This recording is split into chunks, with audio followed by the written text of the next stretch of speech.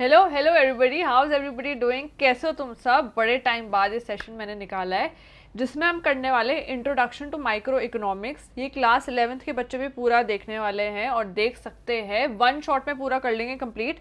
कोई प्रॉब्लम हमें होगी नहीं। एंड मोस्ट इंपॉर्टेंटली ये वन शॉट में करा क्यों रही हूँ, ये तुम्हारा CUET में भी आएगा अब। तो ढंग से कर लो, वन शॉट में पूरा एक बार ये चैप्टर कंप्लीट कर लेते हैं, कोई प्रॉब्लम ना हो तो लेट्स बिगिन।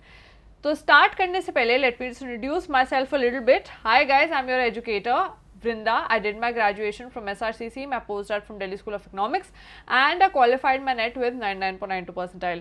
ज़रा स्टार्ट करते हैं हमारा इकोनॉमिक्स का सबसे पहला चैप्टर, इंट्रोडक्शन टू माइक्रो इकोनॉमिक्स। अब ज़रा थोड़ी सी फिल्म स्टार्ट करते हैं। ट्रेलर ज़रा दे दिया गया है, अब पिक्चर ज़रा स्टार्ट करते हैं। चलो let's begin. What is economics? सबसे पहले हम इससे स्टार्ट करेंगे कि यार इकोनॉमिक्स होती क्या है और हम पढ़ते क्यों हैं। इसके प्रॉब्लम्स भी बहुत सारे होते हैं। एक इकोनॉमी फंक्शन करती है तो ऐसा तो है नहीं कि सब कुछ स्मूथली हो जाएगा, कोई ना कोई प्रॉब्लम तो होती होगी। हाँ जी, होती है। अब वो प्रॉब्लम क्या होती है, कैसे सॉल्व हो सकती है, इकोनॉमिक्स क्या होती है, सबसे पहले उससे स्टार्ट करते हैं कि व्हाट इज इकोनॉमिक्स। इकोनॉमिक्स हमारी एक ऐसी साइंस है that studies human behaviour as a relationship between ends and scarce means which have alternative uses. Ma'am ज़्यादा इंग्लिश हो गई, थोड़ा हिंदी कर दो, है ना। सुनो ज़रा, ये जो मतलब लिखा हुआ है इसमें, सिंपल सी बात है कि इकोनॉमिक्स है क्या। इकोनॉमिक्स स्टडी है कि हम लोग कैसे बिहेव करते हैं, तुम लोग कैसे बिहेव करोगे, मैं कैसे बिहेव करूँगी, हम वो पढ़ते हैं इकोनॉमिक्स में। अब बिहेवियर में क्या आता है? बिहेवियर में चीज़ें आती हैं relationship between ends and scarce means. इसका क्या मतलब है? एंड्स का मतलब कि मुझे काम करना है कुछ भी और मुझे उसके लिए कोई ना कोई चीज़ों की ज़रूरत पड़ेगी पड़ेगी। अब जिन चीज़ों की मुझे ज़रूरत पड़ेगी वो है स्केर्स, और पर मुझे काम करना है। अब वो जो स्केर्स रिसोर्सेज है मैं किस तरीके से यूटिलाइज करूँगी ताकि मैं अपना काम कर पाऊँ। और प्रॉब्लम एक और होती है कि वो जो स्केर्स मीन्स हैं उनके ऑल्टरनेटिव यूजेस भी हैं। अब इसका एक मैं एग्जांपल लेती हूँ। फॉर एग्जांपल तुम्हें पढ़ाई करनी है, टर्म 2 तुम्हारा कंप्लीट करना है, CUET में भी अच्छे मार्क्स लाने हैं, ठीक है, ये तुम्हारा एंड है। इसके लिए तुम क्या करते हो? फटाफट से किताबें परचेज करते हो। अमेजोन पे तुमने परचेज करी, बहुत सारे एजुकेटर्स ने बुक्स निकाली है, वो परचेज करने की कोशिश करते हो।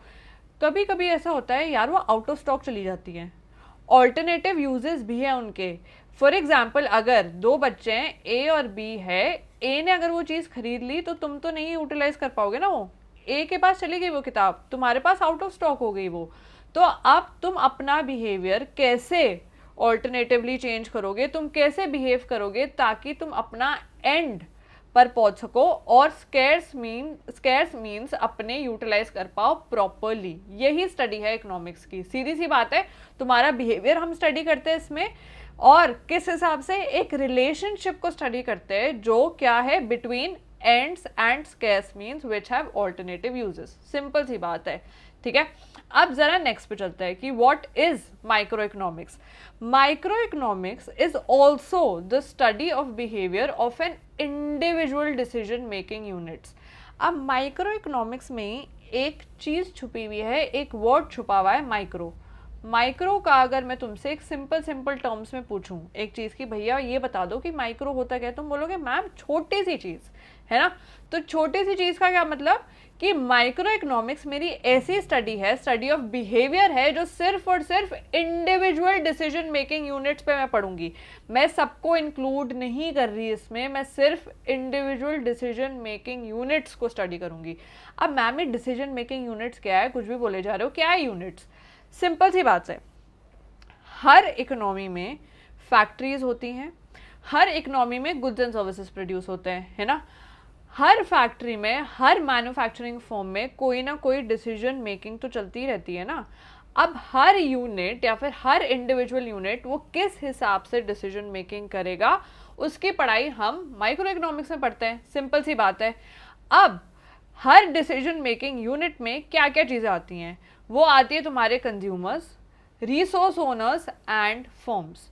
तो हर एक इंसान, कंज्यूमर, रिसोर्स ओनर और फर्म अपने इंडिविजुअल लेवल पर कैसे डिसीजन मेकिंग करेगा, वो हम माइक्रो इकोनॉमिक्स में पढ़ेंगे।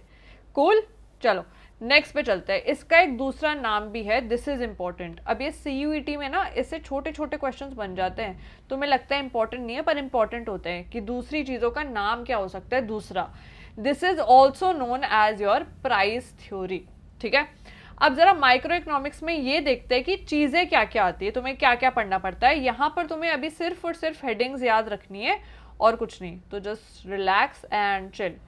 माइक्रो इकोनॉमिक्स में तुम्हारा आता है प्रोडक्ट प्राइसिंग, कि अपने प्रोडक्ट को तुम प्राइस कैसे करोगे। इनपुट प्राइसिंग, जो तुम सामान लगा रहे हो to make your goods and services, उनकी प्राइसिंग क्या होगी। और सोशल वेलफेयर, ये 3 चीज़ें आती हैं।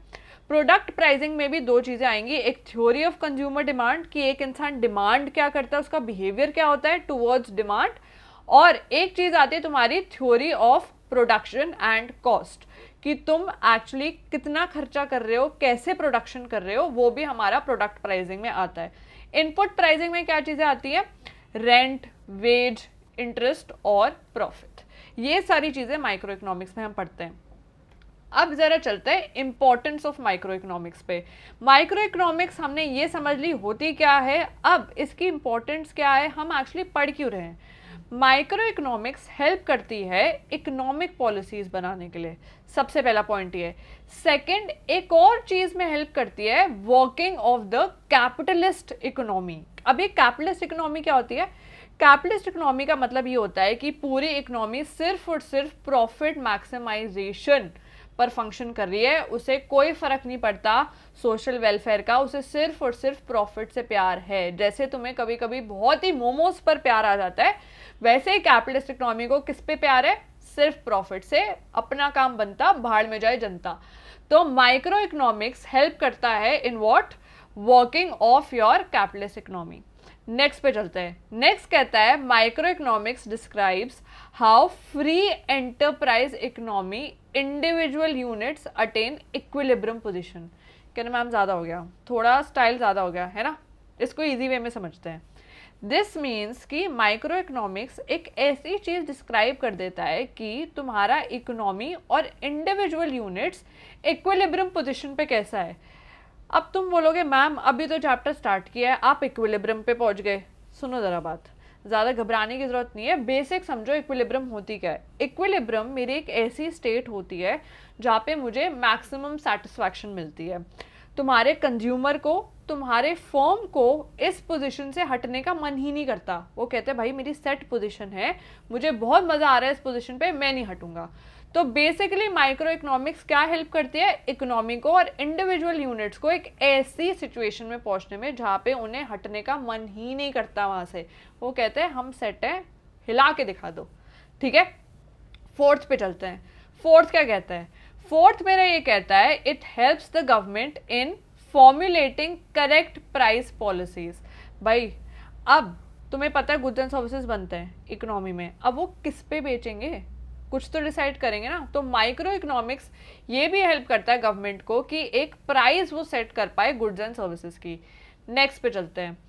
एक एफिशिएंट एम्प्लॉयमेंट ऑफ रिसोर्सेज भी हो, वो भी माइक्रो इकोनॉमिक्स हेल्प करता है। अब ये एफिशिएंट एम्प्लॉयमेंट ऑफ रिसोर्सेज का क्या मतलब, रिसोर्सेज की अगर मैं बात करूं, कौन सी रिसोर्सेज होती है, तुमने कभी ना कभी छोटी क्लासेस में पढ़ा होगा कि हाँ मैम नेचुरल रिसोर्सेज होती हैं, है ना, पहाड़ हैं, तुम्हारा वाटर है, रिवर्स हैं, सब कुछ है मैम, रिसोर्सेज ही होती है, मज़ा आता है अगर हम घूमने चले जाए पहाड़ में। रिसोर्सेज सिमिलरली हम इकोनॉमिक्स में भी यूज़ करते हैं ये टर्म। रिसोर्सेज का मतलब ये होता है कि जो भी चीज़ तुम्हारी यूज़ हो रही है for the production of goods and services, वो मेरी रिसोर्स होगी, ठीक है। रिसोर्स कैसी भी हो सकती है, मिनरल्स भी हो सकते हैं, वो तुम्हारी नॉर्मल प्रोडक्शन के लिए लेबर भी हो सकती है, वो तुम्हारी नॉर्मल मशीन्स भी हो सकती है। तो जो भी चीज़ तुम्हारे काम आए इन प्रोडक्शन, वो रिसोर्स होगी इकोनॉमिक्स में। अब ताकि ये रिसोर्सेज तुम्हारी एफिशिएंटली यूटिलाइज हो पाए एंटरप्रेन्योर से, ये हम माइक्रो इकोनॉमिक्स में पढ़ते हैं और माइक्रो इकोनॉमिक्स इसमें भी हेल्प करता है ताकि रिसोर्सेज जो हमारी स्कैर्स हैं, रिसोर्सेज तुम्हें पता है बहुत ज़्यादा अवेलेबिलिटी नहीं है उनकी, वो स्कैर्स हैं, ऐसा नहीं है अनलिमिटेड है। अब अगर उन्हें एफिशिएंटली यूटिलाइज नहीं करोगे तो बर्बाद हो जाओगे और माइक्रो इकोनॉमिक्स इसमें हेल्प करती है। नेक्स्ट पे चलते हैं। अब माइक्रो इकोनॉमिक्स एक और चीज में हेल्प करती है इकोनॉमिक्स को कि वो आगे जाके फ्यूचर प्रिडिक्शंस कर पाए और बिजनेस फोकस कर पाए। अब हमारा फाइनल पॉइंट ये कहता है कि माइक्रो इकोनॉमिक्स बहुत बढ़िया एक और चीज में हेल्प करती है कि हमें ये पता चल जाए कि हमारा ट्रेड में गेन क्या हुआ है, डिसइक्विलिब्रियम तो नहीं है, और हमारी इंटरनेशनल एक्सचेंज रेट भी क्या है वो एक्सप्लेन भी हमारी माइक्रो इकोनॉमिक्स कर सकती है। ठीक है, तो इसमें ज़्यादा डिटेल में आपको नहीं घुसना, सिर्फ और सिर्फ ऊपर से तुम्हें चीज़ें याद रखनी है कि माइक्रो इकोनॉमिक्स किस में हेल्प करती है। ये वाली स्लाइड हमारी बहुत इंपॉर्टेंट थी जिसमें हमने ये सीख लिया कि एक्चुअली माइक्रो इकोनॉमिक्स होता क्या है और माइक्रो इकोनॉमिक्स में क्या क्या चीज़ें आती हैं। अब ज़रा चलते हैं तुम्हारे मैक्रो इकोनॉमिक्स क्या होता है। Macro economics is the study of overall economic phenomena. Micro में एक वर्ड छुपा था माइक्रो, मतलब कि छोटी चीज। मैक्रो का मतलब ये होता है कि अब तुम पूरी चीज पढ़ रहे हो, you are studying economy as a whole. ठीक है, इसमें प्रॉब्लम्स क्या क्या तुम पढ़ाई करते हो, इसमें फुल एम्प्लॉयमेंट की, GNP, savings, investment, aggregate consumption, aggregate investment, economic growth, ये सारी चीज़ें आती हैं। अब इस पर क्वेश्चन ऐसे बनते हैं कि फॉर एग्जांपल तुम्हें 3-4 चीज़ें गिवन होंगी। तुम्हें गिवन होगा savings, investment, pricing of the product. ठीक है, और तुम्हें बोलेंगे कि अच्छा बताओ कि मैक्रो इकोनॉमिक्स में क्या पढ़ते हो, तो तुम सीधा सीधा बोल दोगे कि सेविंग्स, इन्वेस्टमेंट, एग्रीगेट लेवल पे जो भी चीज़ें पढ़ी जाती है हम मैक्रो इकोनॉमिक्स में पढ़ते हैं। जो इंडिविजुअल डिसीजन मेकिंग होती है फर्म्स की, for example pricing of the product या फिर तुम्हारे यहाँ पे इनपुट प्राइसिंग, सोशल वेलफेयर, ये सारी चीज़ें मैं माइक्रो इकोनॉमिक्स में पढ़ती हूँ। समझ आ गई ये बातें? ठीक है, कोई भी चीज कोई भी वर्ड के आगे एग्रीगेट लगा हो, एग्रीगेट का मतलब ये होता है कि तुमने टोटालिटी में चीज पढ़ी है, तो टोटालिटी वाली चीज हमेशा मैक्रो इकोनॉमिक्स में पढ़ी जाएगी। क्लियर? चलो नेक्स्ट पे चलते हैं। इसका दूसरा नाम क्या है? मैक्रो इकोनॉमिक्स का दूसरा नाम है the theory of income and employment. Simple. चलो जी, अब इंपॉर्टेंस क्या है मैक्रो इकोनॉमिक्स के? सबसे पहला इंपॉर्टेंस ये है कि हमारा मैक्रो इकोनॉमिक्स ओवरऑल व्यू देता है ऑफ द इंटायर इकोनॉमी। तो इकोनॉमी के जो भी कॉम्प्लेक्सिटीज होंगे, कोई भी गड़बड़ होंगे, तुम्हें पता चल जाएगा, क्योंकि तुम बिल्कुल ऊपर से पूरा होलसम व्यू लेके पढ़ाई कर रहे हो इकोनॉमी की। सेकंड ये है कि एक लॉजिकल फ्रेमवर्क प्रोवाइड करता है गवर्नमेंट को ताकि वो मैक्रो इकोनॉमिक्स की पॉलिसीज बना पाए। अब ये पॉलिसीज कौन सी होती है? Policies can be related to inflation, poverty, unemployment. ठीक है, तो बेसिकली जो भी चीज़ तुम पूरी इकोनॉमी को साथ में लेके आप पूरी इकोनॉमी के बारे में पढ़ते हो वो मैक्रो इकोनॉमिक्स में आती है, और एक फ्रेमवर्क भी प्रोवाइड करती है ताकि गवर्नमेंट इससे रिलेटेड तुम्हारी पॉलिसीज बना पाए। लास्ट क्या है? लास्ट अब हमने यहाँ पे पढ़ा था कि मैक्रो इकोनॉमिक्स, ठीक है तुम्हें ये बात समझ आ गई? हाँ मैम, बिल्कुल पूरा का पूरा एक समझ लो कि जैसे एक बिग फैट इंडियन वेडिंग होता है ना, पूरा का पूरा ताम झाम लेके हम जो पढ़ाई करते हैं वो मैक्रो इकोनॉमिक्स में। इसमें अब तुम जो पढ़ाई करोगे वो प्रॉब्लम्स के बारे में भी तो करोगे। ऐसा थोड़ी है कि जो भी इकोनॉमी की प्रॉब्लम्स है वो छोड़ दोगे। इकोनॉमी में बेसिक प्रॉब्लम्स क्या होती है? एम्प्लॉयमेंट की, कि भाई रोजगार बढ़ा दो, सबका रोना ही है।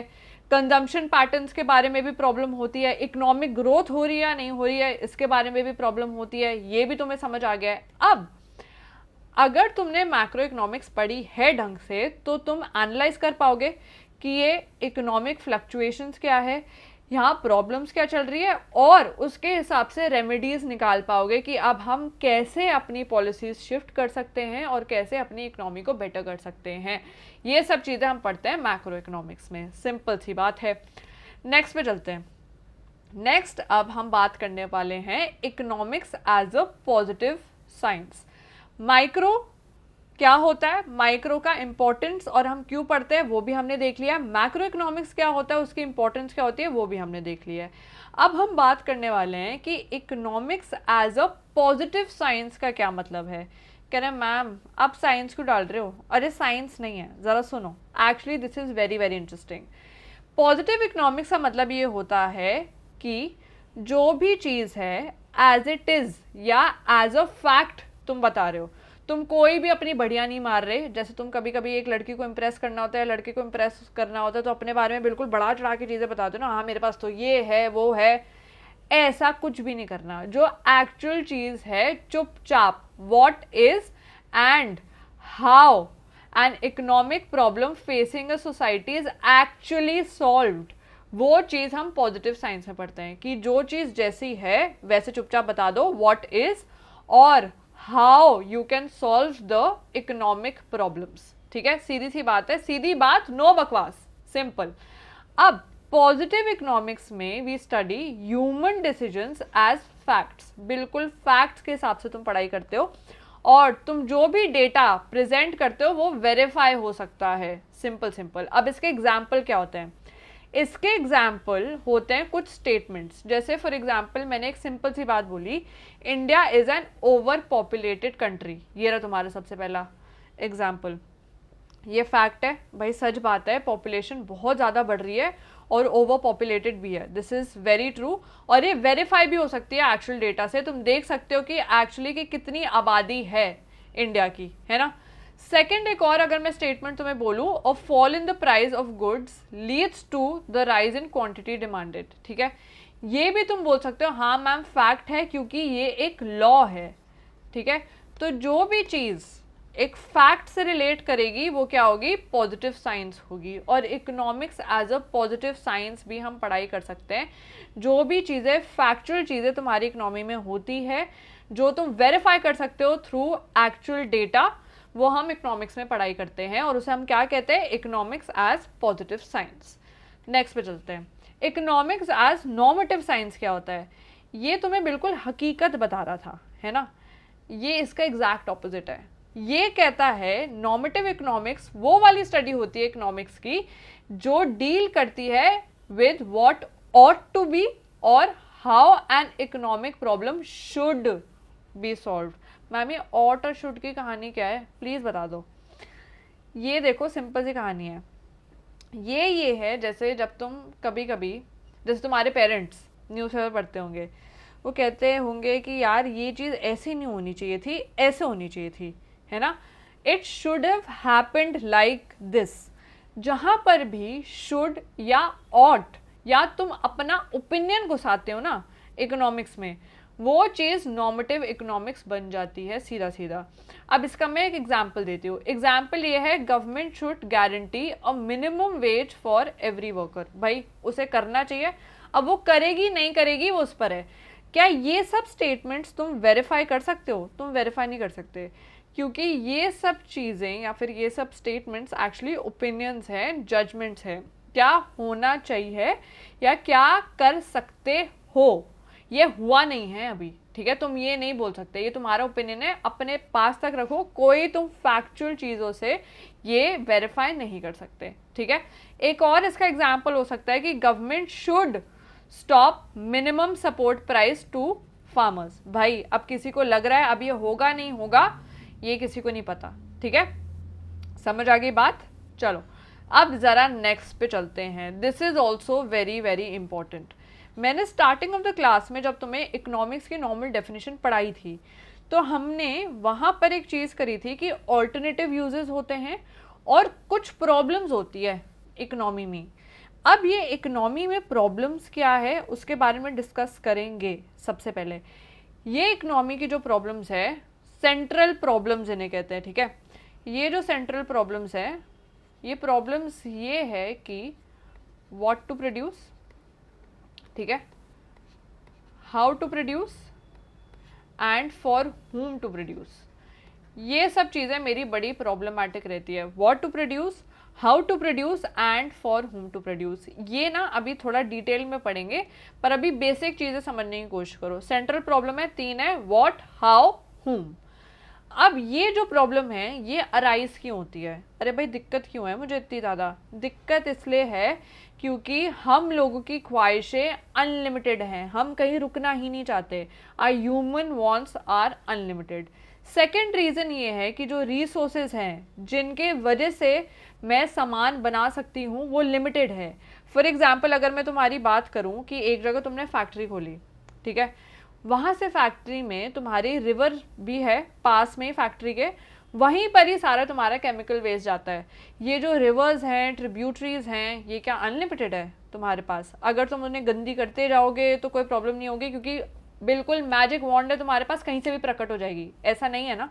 Resources are limited. तीसरी प्रॉब्लम ये है कि ये जो रिसोर्सेज हैं इनके पास ऑल्टरनेटिव यूजेस भी हैं। अब इसका मैं एक एग्जांपल लेती हूँ। फॉर एग्जांपल तुम लोगों ने एक प्रोड्यूसिंग यूनिट खोला हुआ है, ठीक है। उस प्रोड्यूसिंग यूनिट के लिए तुमने फॉर एग्जांपल एक लेबर लगाया हुआ है, ठीक है, या फिर एक लैंड यूज करी हुई है। क्लियर? लैंड है, लैंड भी एक रिसोर्स है, क्योंकि अगर लैंड लाओ तो लैंड ना हो तो फिर कैसे करोगे production of goods and services, है ना। अब वो लैंड है, उस पर तुमने फैक्ट्री बना ली है और तुम प्रोडक्शन कर रहे हो गुड्स एंड सर्विसेज की। ये सेम लैंड, मुझे एक सिंपल सी बात बताओ, तुम रेंट पर भी तो चढ़ा सकते थे, पर अब नहीं चढ़ा सकते ना। वहां तो लैंड पर तुमने बना ली अपनी फैक्ट्री, रेंट पे कैसे चढ़ाओगे। तो इन रिसोर्सेज के ऑल्टरनेटिव यूजेस भी हैं। अगर तुमने एक जगह उसे लगा दिया तो वो रिसोर्स ठुक गई वहीं, तुम कहीं पर उसे तोड़ मरोड़ के कहीं और नहीं लगा सकते साथ में, ठीक है। तो ये भी प्रॉब्लम है, इसके वजह से सेंट्रल प्रॉब्लम्स अराइज होती हैं। ये सारे कॉजेज हैं। तुम्हारी ख्वाहिशें अनलिमिटेड हैं, रिसोर्सेज लिमिटेड हैं उसके कंपैरिजन में, और इन रिसोर्सेज के ऑल्टरनेटिव यूजेस भी है कि तुम साइमल्टेनियसली इन्हें कहीं पर भी नहीं लगा सकते कि अगर तुम एक प्रोजेक्ट में यूज कर रहे हो वो रिसोर्स तो वो दूसरे प्रोजेक्ट में भी लगा दोगे, ऐसा कहीं नहीं होता, ठीक है। अब चलते हैं जरा ये सेंट्रल प्रॉब्लम्स क्या है। सबसे पहले चलते हैं what good to produce and how much to produce. भाई क्या बनाएं और कितना बनाएं, ठीक है। यहाँ पर अभी मैंने एक सिंपल सी बात करी थी कि पूरे इकनॉमी में लोग रहते हैं और उनकी ख्वाहिशें होती हैं, उनकी चॉइसेस होती हैं, है ना। अब ऐसा कौन सा गुड मैं बनाऊं जहां पर इंसान की ख्वाहिशें पूरी हो रही हो और इम्पोर्टेंट हो पूरी इकनॉमी के लिए एज अ होल। अब अगर मैं सिंपल सी बात करूं मेरी और तुम लोगों के लिए, तुम लोगों की, तुम्हारे लिए इम्पोर्टेंट चीज़ अभी सिर्फ और सिर्फ ये है कि CUET ढंग से निकल जाए, तुम्हारे मार्क्स अच्छे आ जाए। मेरे लिए वांट्स अलग है, मेरे लिए ख्वाहिशें अलग है। अब प्रॉब्लम ये आ जाती है कि भाई ऐसी कौन सी चीज़ है, ऐसी कौन सी गुड बनाए ताकि पूरी इकोनॉमी चुपचाप शांति से हर चीज़ को एक्सेप्ट कर ले और इम्पोर्टेंट हो पूरी इकोनॉमी के लिए एज अ होल, ठीक है। अब ये तो आपने चलो फर्स्ट लेवल पे शायद कभी ना कभी डिसाइड कर लिया हो कि मैं क्या बनाऊं, ये आपने डिसाइड कर लिया। पर एक और दिक्कत है। दिक्कत ये है कि जो गुड आपको बनाना है वो आपको जो टेक्नोलॉजी अवेलेबल है उससे बनाना है, कॉस्ट ऑफ प्रोडक्शन को ध्यान में रख के बनाना है, कॉस्ट ऑफ सप्लाइंग को दिमाग में रख के बनाना है, और डिमांड फॉर द कमोडिटी को रख के बनाना है। तो भाई प्रॉब्लम तो बहुत ज़्यादा है। अगर मुझे एक गुड बनाना है तो मुझे 10 चीज़ें देखनी पड़ रही है कि ऐसा गुड मैं बनाऊं जो सबके लिए इम्पोर्टेंट हो, और कुछ ऐसा गुड बनाओ जो मेरे पास टेक्नोलॉजी अवेलेबल हो उसके हिसाब से बन जाए, बहुत ज़्यादा महंगा भी ना हो और डिमांड भी है उस कमोडिटी की। तो ये मेरी प्रॉब्लम है व्हाट टू प्रोड्यूस की। नेक्स्ट पे चलते हैं, हाउ टू प्रोड्यूस की बात करते हैं। अब ये तो हमने देख लिया व्हाट टू प्रोड्यूस, अब बनाओगे कैसे। यहाँ पर टेक्निक्स होती है ऑफ प्रोडक्शन की। मेरे पास जनरली 2 टेक्निक है। एक टेक्निक होती है लेबर इंटेंसिव, एक टेक्निक होती है capital intensive. Labour intensive technique का क्या मतलब, दिस मीन्स कि तुम ज़्यादा लेबर लगाते हो and less capital is used. Capital का क्या मतलब होता है, कैपिटल मीन्स तुम पैसे थोड़े से इतने ज़्यादा नहीं लगा रहे, लैंड ज़्यादा नहीं यूज़ कर रहे, तुम लेबर ज़्यादा यूज़ कर रहे हो, ठीक है। कैपिटल इंटेंसिव टेक्निक का मतलब कि तुम ज़्यादा कैपिटल यूज़ कर रहे हो, ज़्यादा पैसा लगा रहे हो, ज़्यादा मशीन लगा रहे हो, ये सब चीज़ें ज़्यादा लगा रहे हो और लेस लेबर यूज़ कर रहे हो। अब ये दोनों तरीके तो हैं मेरे पास, या तो मैं लेबर ज़्यादा लगा लूँ और कैपिटल कम लगा लूँ, या तो मैं कैपिटल ज़्यादा लगा लूँ और लेबर कम लगा लूँ। पर मैं डिसाइड कैसे करूँ दोनों में से क्या लगाऊँ मैं। मुझे कुछ ऐसा यूज़ करना है ताकि मैं एफिशिएंटली अपनी टेक्नोलॉजी यूज़ कर पाऊँ, और एफिशिएंट टेक्निक मैं कैसे लगा पाऊँ ताकि मेरी कमोडिटीज़ ढंग से प्रोड्यूस हो पाए। तो ये भी मेरे पास दिक्कत है कि भाई मैं कौन सी ऐसी टेक्निक लगाऊं जो बिल्कुल एफिशिएंटली मेरी प्रोड्यूसिंग कर दे प्रॉपर्ली, मुझे कोई दिक्कत ना रहे। नेक्स्ट पे चलते हैं। ये फाइनल चीज़ है तुम्हारी फॉर हुम टू प्रोड्यूस। गाइज सेशन पसंद आया तो फटाफट लाइक शेयर सब्सक्राइब कर दो, फटाफट फटाफट फटाफट। You guys can enroll in my personal courses as well. मेरी पर्सनल क्लासेस भी चलती है, सब कुछ मैं तुम्हारे डिस्क्रिप्शन बॉक्स में डाल दूंगी, you can contact from there. CUET की लैंग्वेज टेस्ट मैं कंप्लीटली यूट्यूब पे कराऊंगी फॉर फ्री, तो तुम खुश हो जाओ, ठीक है। एंड लाइक शेयर सब्सक्राइब फटाफट कर दो, फटाफट। ये वाला ज़रा पार्ट तुम्हारा फाइनल कर देते हैं। फॉर whom टू प्रोड्यूस मेरी फाइनल सेंट्रल प्रॉब्लम है। भाई किसके लिए बनाऊं?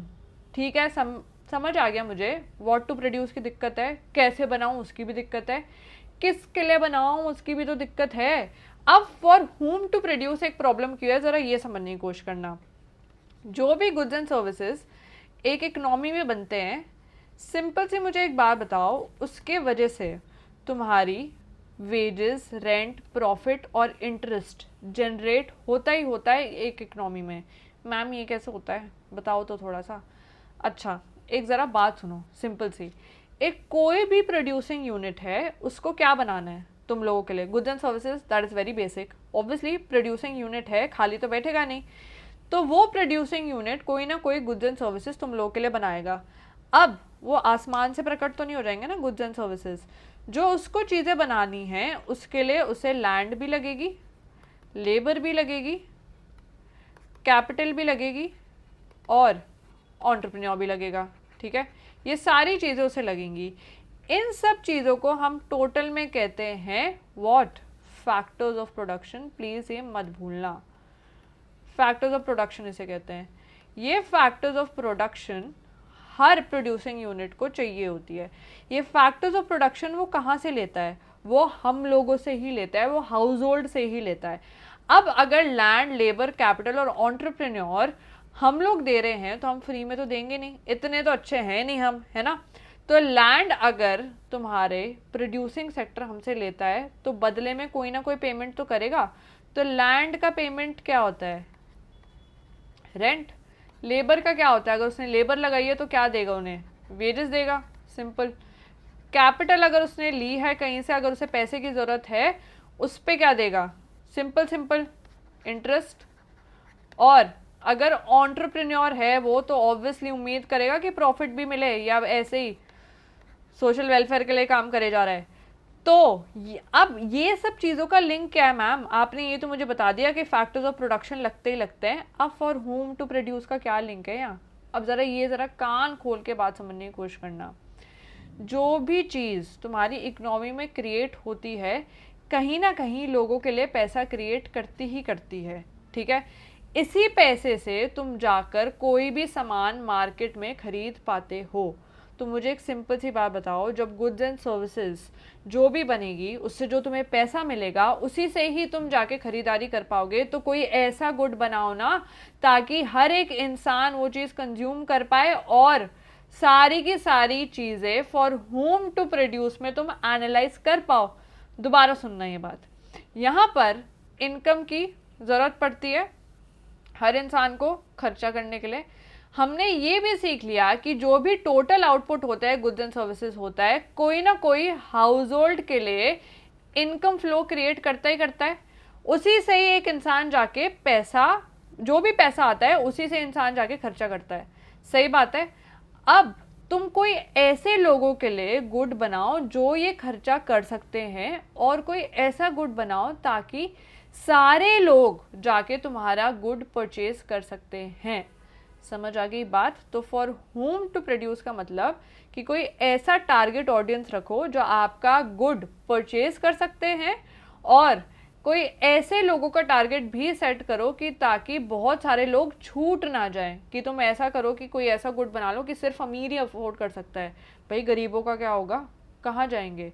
ठीक है, तो फॉर होम टू प्रोड्यूस भी हमारी सेंट्रल प्रॉब्लम है कि कोई ऐसा गुड बने कि ताकि सारे के सारे लोग उसे कंज्यूम कर पाए। ठीक है जी, चलो I will see you guys in the classes later. Bye bye toodles, मिलते हैं, शबा खैर, बाय।